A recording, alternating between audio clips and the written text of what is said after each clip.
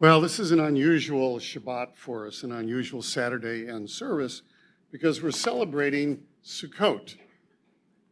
It's not what we normally do on a Saturday morning. Parts of it are. And the picture on the cover of this worship booklet is taken in Mea Shearim. That's a part of Jerusalem where the Haredi, the ultra-Orthodox Jewish families live. I've been there. And it's a very unusual place, is probably the simplest way to put it. And we're actually showing a movie this afternoon at 1 called Ushpizin, which is shot in Mea Shearim, and it's about a couple who are too poor to build a sukkah and all of the adventures that happen to them in their time during Sukkot. So it's a really fun and funny and moving movie. Sukkot is interesting to me for several reasons. One, if you look at the order of service in here, some of you, if you've been to a synagogue and have done the Amidah is a series of 18 or 19 prayers of repentance and honor of God. It's a normal part of many synagogue services. 5 of those prayers are included in this booklet. You saw the first 3 numbered. There are a couple of more that come later. And that's how it's done on Sukkot. Just those 5 are used during the service. You'll also see that folded into this, in addition to what might be considered the more traditional forms of the celebration of Sukkot in a Jewish synagogue, are references to Jesus, and particularly in the 2 gospel passages that you just heard read. And one of the reasons that we try to look at some of these festivals that are commanded by God is to see that there is foundation there of which most Christians are unaware. And it's not meaningless. It's important, and it really sets a picture for who it is that Jesus is and why he came and what he does. And so the attempt to sort of counterposition these together is to begin to open us to some new understandings of, let's say, the pervasiveness of God and his love for his people and his love for all nations, which he promised through Abraham.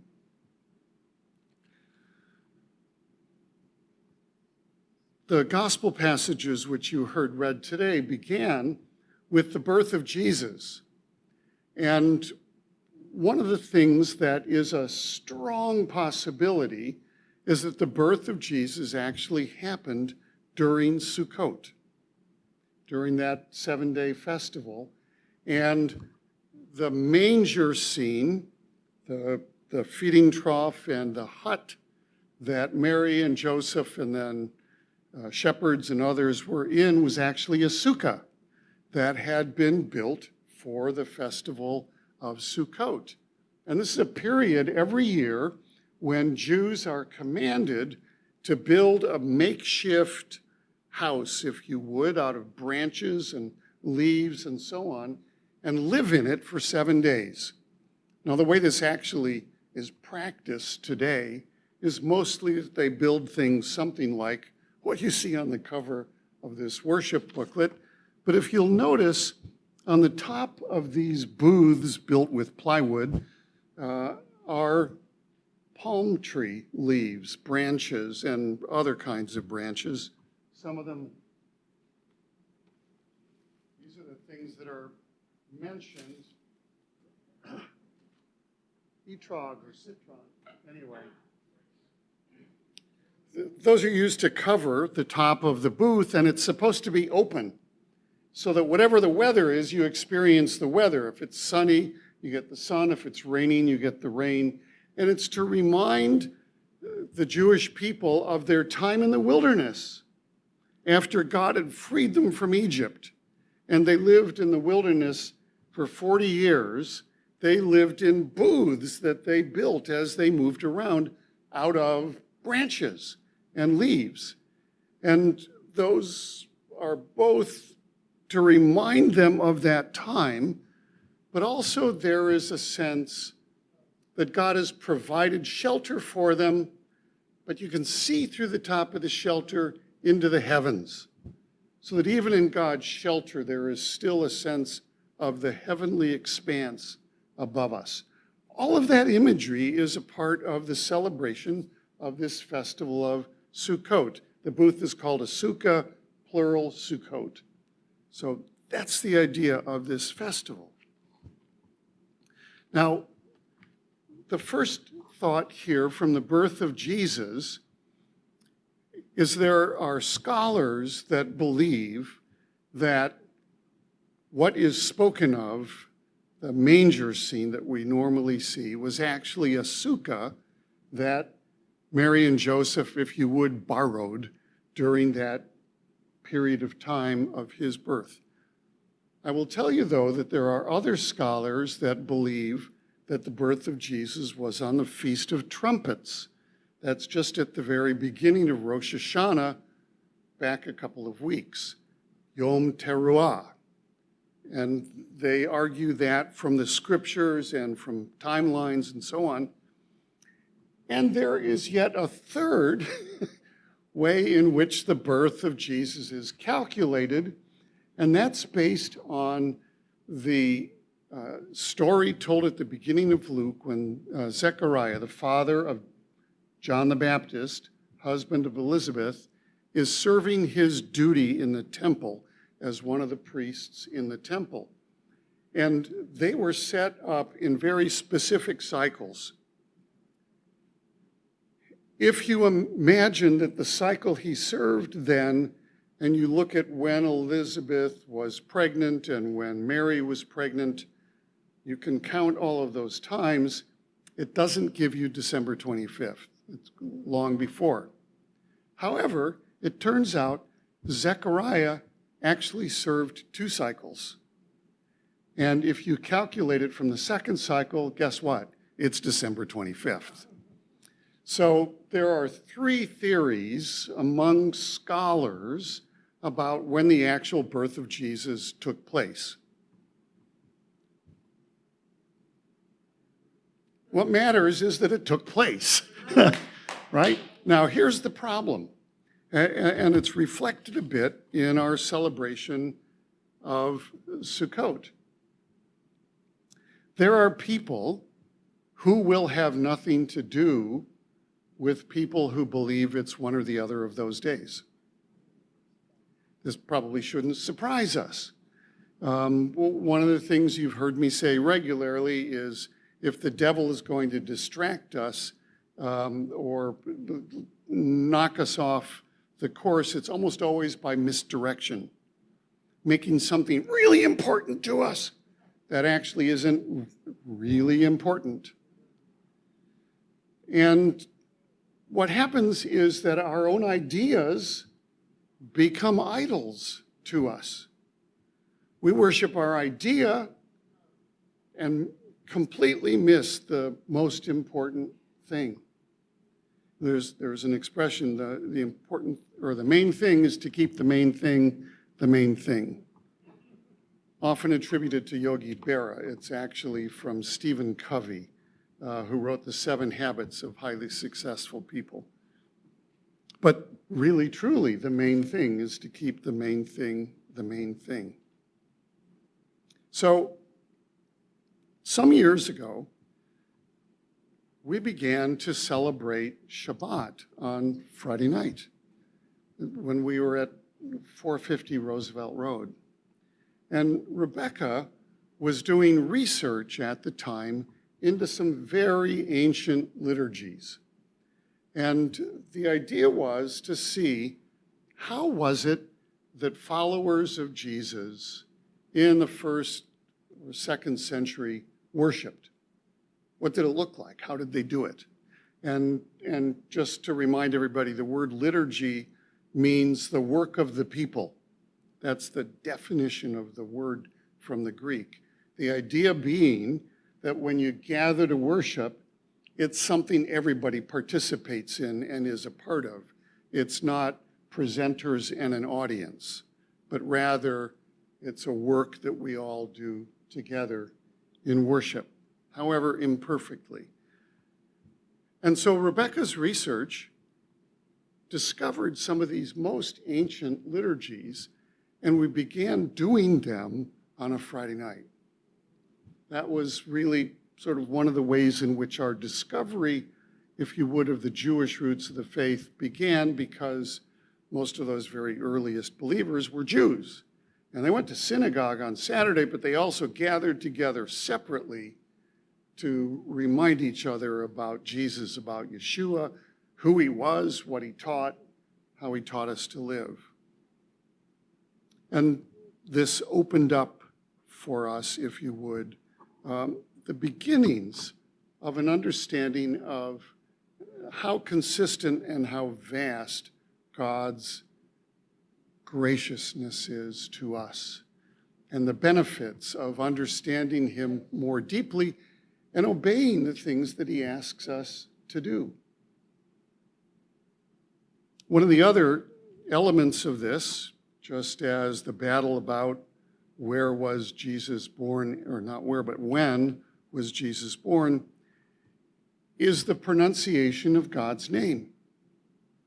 And often as we hear the scriptures read, you'll hear the word Adonai used, or sometimes the Lord. Very often, those are places where in the Hebrew, the name there is spelled in Hebrew with the 4 Hebrew letters, Yod, He, Vav, He, okay? And some people pronounce that Yahweh. Some pronounce it Jehovah. Some say Yahovah. Some will just abbreviate it Yah. We don't know how that name is pronounced.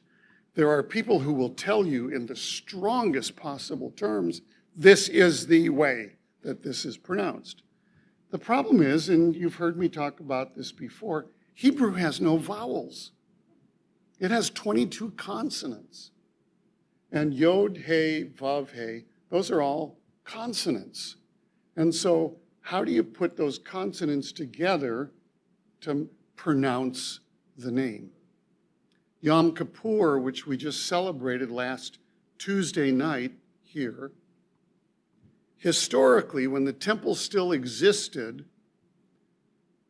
on Yom Kippur, the high priest would come out to all of the people celebrating there, and he would pronounce forgiveness in the name of, and then he would pronounce the Yod, He, Vav, He in Hebrew. And at the moment that he pronounced it, and this only happened once a year, everyone would fall on their faces. Well, the temple was destroyed by the Romans in 69 and 70 AD. And since then, there has not been a Yom Kippur service with a high priest. And the fact is, no one knows any longer what the vowels were when those consonants were pronounced. Yehovah, maybe. Yehovah, maybe. In fact, Adonai is actually a word made up of what some assume to be the vowels when Yod, He, Vav, He was pronounced as a word. Now, the reason I mention all of this is that just as there are people who will have nothing to do with you if you don't agree with them as to the date in which Yeshua, Jesus, was born, equally, there are believers, both Messianic Jews and Christians of other forms and stripes, who will have nothing to do with you if you do not agree about how those 4 Hebrew letters are pronounced as a word. Does any of this sound godly to anybody? Does this sound like what it is that he desires from us? That we find something to be angry about and battle with each other about and divide about? If you hear the prayer that Jesus prayed in John 17, he prayed that the disciples would all be one, as he and the Father are one, a unity. As God is in him, he would be in them, and they would be in him, a unity. In John 15, Jesus says of his disciples, they will know that you're my disciples by the way you love each other, by the unity that you have. And yet somehow we've decided that some of our ideas and your agreement with them are more important than what it was that Jesus, Yeshua, desired of us. I literally have people who are my friends when they are near me alone, but who will not be seen with me in public. I won't deny being a friend to them, but it just astonishes me that they won't be seen with me in public. It's hard to be mad about something like that because it's so ridiculous. And I hope that the day will come when they get over their embarrassment of being seen with me in public, and it's actually because I don't agree with them on something that they believe. I still love them, but because I will not agree with them on a certain point, they don't want to be seen with me in public. And this is not a poor me story. This is an illustration of the silliness to which we go over our ideas, when what God really desires of us is that we love each other. I mean, there are many other things that he requires and that are a part of a godly life. But Jesus says it all stands under those two commands, that we love God and we love our neighbors as we love ourselves. If it doesn't qualify under those two commands, then it's a mistake. It's an error, and it needs to be re-examined. So the privilege of celebrating Sukkot is because it helps to remind us of our being freed from Egypt, of being protected even in the wandering in the wilderness. People's clothes and sandals didn't wear out. They were fed every single day, and they lived in booths. And this reminds us of that time and how we were preserved and how we are to carry the good news, both from all of the scriptures of the Tanakh and from all of the teachings of Jesus and his followers, how we are to share those with the world, that the world might come to love as Jesus loved us and commanded us to love each other. Amen.